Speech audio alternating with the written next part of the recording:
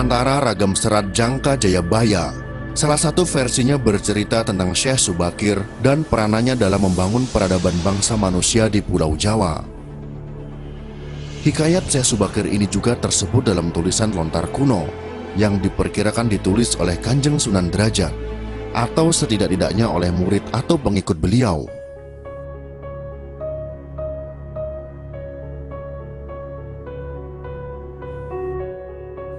Syekh Subakir adalah seorang ulama besar yang berasal dari Persia.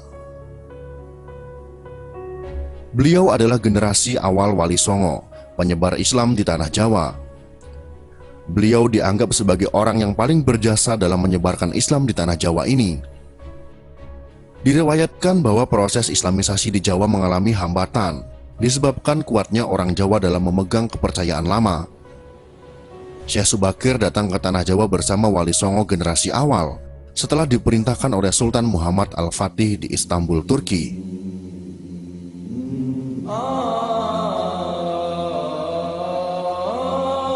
Kesembilan ulama ini mempunyai spesifikasi keahlian masing-masing.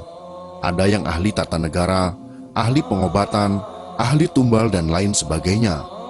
Wali sembilan ini dibagi menjadi 3 kelompok dan ditempatkan pada 3 tempat, yakni di bagian barat, tengah, dan timur tanah Jawa. Konon hambatan penyebaran Islam di Jawa pada masa sebelumnya disebabkan oleh keberadaan bangsa jin yang menempati setiap sudut tanah Jawa. Bangsa jin ini dipimpin oleh Sabdo Palon atau Kiai Semar yang bersemayam di puncak Gunung Tidar, Magelang, Jawa Tengah. Syekh Subakir yang ahli dalam ilmu batin segera melakukan pembersihan dengan menancapkan tumbal yang berupa batu hitam di puncak Gunung Tidar. Seluruh Jawa bergejolak.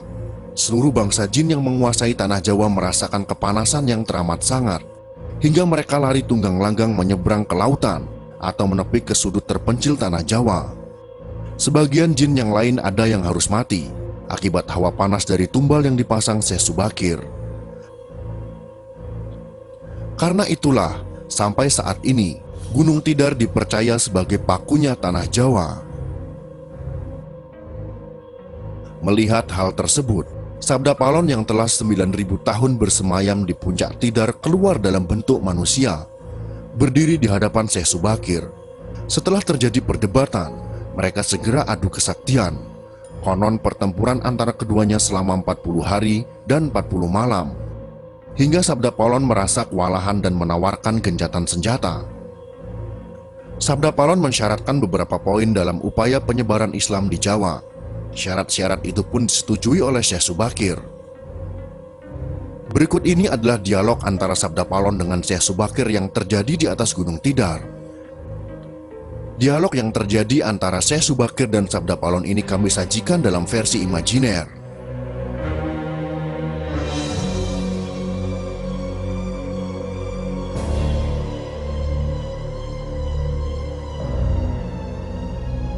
Inilah dialog yang terjadi.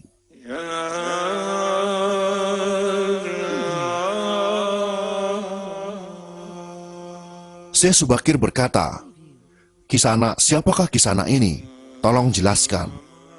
Sabda Palon menjawab, "Aku ini Sabda Palon, pamomong atau pengembala tanah Jawa sejak zaman dahulu kala. Bahkan sejak zaman kedewataan, akulah pemomong para kesatria leluhur. Dulu aku dikenal sebagai Sang Hyang Ismoyo Jati, lalu dikenal sebagai Kilura Semar Bodronoyo, dan sekarang zaman Majapahit ini, namaku dikenal dengan Sabdo Palon." Syekh Subakir berkata lagi, "Berarti Kisanak ini adalah danyang tanah Jawa ini. Perkenalkan Kisanak, namaku adalah Syekh Subakir yang berasal dari tanah Syam, Persia." Sabdo Palon bertanya, "Ada hajat apa gerangan Jengan Diko rawuh di tanah Jawa ini?" Syekh Subakir menjawab, "Saya diutus oleh Sultan Muhammad yang bertahta di negeri Istanbul untuk datang ke tanah Jawa ini. Saya tiadalah datang sendiri, kami datang dengan beberapa kawan yang sama-sama diutus oleh Baginda Sultan." Sabdo Palon berkata lagi, "Ceritakanlah selengkapnya Kisana, supaya aku tahu duduk permasalahannya." Syekh Subakir kembali menjawab, "Baiklah, pada suatu malam Baginda Sultan Muhammad bermimpi menerima wisi. Wisi dari Hyang Akaryo Jagat, Gusti Allah Zat yang Maha Suci lagi Maha Luhur. Diperintahkan untuk mengutus beberapa orang alim ke tanah Jawa ini.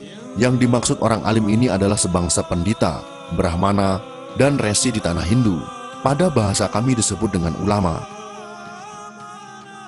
Sabda Palon kembali bertanya, "Jadi Jengan Diko ini termasuk ulama itu tadi?" Syekh Subakir kembali menjelaskan, "Ya, saya salah satu dari utusan yang dikirim Baginda Sultan. Adapun tujuan kami dikirim kemari adalah untuk menyebarkan wawara suci, amedar agama suci, yaitu Islam." Sabda Palon kembali bertanya, "Bukankah Kisanak tahu bahwa di tanah Jawa ini sudah ada agama yang berkembang yaitu Hindu dan Buddha yang berasal dari tanah Hindu? Buat apa lagi Kisanak menambah dengan agama yang baru lagi?" Syekh Subakir kembali menjawab, "Biarkan kaum Wulodasi yang memilih keyakinannya sendiri. Bukankah Kisanak sendiri sebagai danyangnya tanah Jawa lebih paham bahwa sebelum agama Hindu dan Buddha masuk ke Jawa ini, di sini pun sudah ada Kapitayan. Kapitayan atau ajaran asli tanah Jawa yang berupa ajaran Budi." Sabda Palon kembali berkata, "Ya, rupanya Kisanak sudah menyelidiki Kawulo Jowo di sini. Memang di sini sejak zaman sebelum ada agama Hindu dan Buddha, sudah ada Kapitayan asli. Kapitayan adalah kepercayaan yang hidup dan berkembang pada anak cucu di Nusantara ini." Syekh Subakir balik bertanya, "Jika berkenan, tolong ceritakan bagaimana Kapitayan yang ada di tanah Jawa ini." Kemudian Sabda Palon pun menjelaskan, "Secara singkat kepercayaan Jawa begini. Manusia Jawa sejak dari zaman para leluhur dahulu kala meyakini ada Sang Maha Kuasa yang bersifat Tan Keno Kinoyo Ngopo. Tidak bisa digambarkan bagaimana keadaannya. Dialah pencipta segala-galanya, Bawono Agung dan Bawono Alit, jagat besar dan jagat kecil, alam semesta dan alam manusia. Wong Jawa meyakini bahwa Dia yang Maha Kuasa ini dekat. Jika dekat dengan manusia, Dia juga diyakini berperilaku sangat welas asih. Dia juga diyakini meliputi segala sesuatu yang ada. Karena itu masyarakat Jawa sangat menghormati alam sekelilingnya. Karena bagi mereka semuanya mempunyai sukma. Sukma ini adalah sebagai wakil dari Dia yang Maha Kuasa itu. Jika masyarakat Jawa melakukan pemujaan kepada Sang Pencipta, mereka lambangkan dengan tempat yang suwung. Suwung itu kosong, namun sejatinya bukan kosong namun berisi Sang Maha Ada. Karena itu tempat pemujaan orang Jawa disebut Sanggar Pamujan. Di salah satu bagiannya dibuatlah sentong kosong, tempat atau kamar kosong untuk arah pemujaan. Karena diyakini bahwa di mana ada tempat suwung di situ ada yang Maha Kuasa. Syekh Subakir kembali berkata, "Itulah juga yang menjadi ajaran agama yang kami bawa untuk memberi ageman yang menegaskan itu semua, bahwa sejatinya di balik semua yang maujud ini ada Sang Wujud Tunggal yang menjadi pencipta, pengatur, dan pengayom alam semesta. Wujud Tunggal ini dalam bahasa Arab disebut Al-Ahad. Dia maha dekat kepada manusia, bahkan lebih dekat Dia daripada urat leher manusianya sendiri. Ajaran agama kami menekankan budi pekerti yang agung, yaitu menebarkan welas asih kepada alam gumebyar, kepada sesama titah atau makhluk. Lihatlah Sang Danyang, betapa sudah rusaknya tatanan masyarakat Majapahit sekarang. Bekas-bekas perang saudara masih membara, rakyat kelaparan, perampokan dan penindasan ada di mana-mana. Ini harus diperbaharui budi pekertinya." Sabda Palon kembali menjawab, "Aku juga sedih sebenarnya memikirkan rakyatku. Tatanan sudah bubrah. Para pejabat negara sudah lupa akan dharmanya. Mereka saling sikut untuk merebutkan jabatan dan kemewahan duniawi. Para pandito juga sudah tak mampu berbuat banyak. Orang kecil salang tunjang mencari pegangan. Zaman benar-benar zaman edan." Syekh Subakir kembali berkata, "Karena itulah mungkin Sang Maha Jawata Agung menyuruh Sultan Muhammad Turki untuk mengutus kami ke sini. Jadi wahai Sang Danyang Tanah Jawa, izinkanlah kami menebarkan wewara suci ini di wewengkon kekuasaanmu ini." Sabda Palon pun menjawab, "Baiklah jika begitu, tapi dengan syarat-syarat yang harus kalian patuhi. Syekh Subakir pun bertanya, "Apa syaratnya itu, wahai sang danyang tanah Jawa?" Sabda Paulon menjelaskan, "Pertama, jangan ada paksaan agama, dharma, atau kepercayaan. Kedua, jika hendak membuat bangunan tempat pemujaan atau ngibadah, buatlah yang bangunan luarnya nampak cakra atau gaya Hindu Jawa, walau isi dalamnya Islam. Ketiga, jika mendirikan kerajaan Islam, maka ratu yang pertama harus dari anak campuran. Maksud campuran adalah jika bapaknya Hindu, maka ibunya Islam. Jika bapaknya Islam, maka ibunya harus Hindu. Keempat, jangan jadikan wong Jawa berubah menjadi orang Arab atau Parsi. Biarkan mereka tetap menjadi orang Jawa dengan kebudayaan Jawa, walau agamanya Islam. Karena agama setahu saya adalah dharma, yaitu lelaku hidup atau budi pekerti.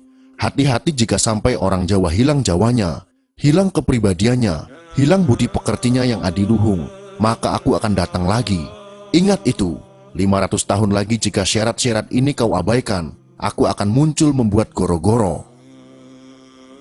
Syekh Subakir pun menjawab, "Baiklah, syarat pertama sampai keempat aku setujui. Namun khusus syarat keempat, betapapun aku dengan kawan-kawan akan tetap menghormati dan melestarikan budaya Jawa yang adiluhung ini. Namun jika suatu saat kelak karena perkembangan zaman dan ada perubahan, maka tentu itu bukan dalam kekuasaanku lagi.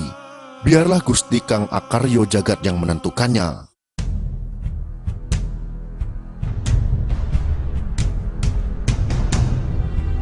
Itulah dialog yang terjadi antara Syekh Subakir dan Sabda Palon. Video ini jangan kita telan mentah-mentah, akan tetapi ada hikmah dan pesan yang dapat kita ambil dari dialog tersebut, bahwa penyebaran agama Islam tidak pernah dilakukan dengan paksaan di tanah Jawa, serta tidak membuang adat dan kebudayaan yang telah ada dan dijalankan oleh masyarakat Jawa, asal tidak bertentangan dengan agama.